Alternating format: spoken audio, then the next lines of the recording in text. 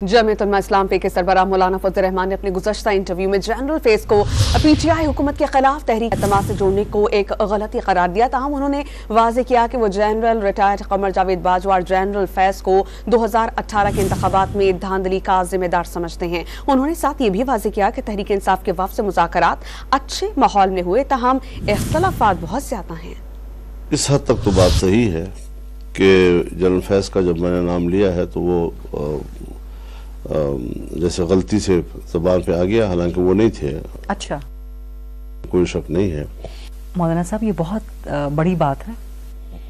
बड़ी हो या छोटी हो, मैं जनरल फैज़ को, जनरल बाजवा को, उसके पूरे रजीम को 2018 के इंतखाबात के धांधली का जिम्मेदार समझता हूँ और इसको ज़्यादा ज़ेर बहस लाने की बजाय इसको तारीख़ के हवाले कर दिया जाए। हम सियासी लोग हैं, मुज़ाकरात पर भी यकीन रखते हैं और मुज़ाकरात के ज़रिए मसले के हल पर भी यकीन रखते हैं। तो ऐसी सूरत हाल, लेकिन चूँकि हमारे उनके बीच में इख्तलाफ या तलखियों की दीवार नहीं है, पहाड़ खड़े हैं, तो उन पहाड़ों को कैसे हमने अबूर करना है, उनको किस तरह हमने रेज़ा बनाना है, ये एक अपनी जगह पर एक आसान काम नहीं है जी।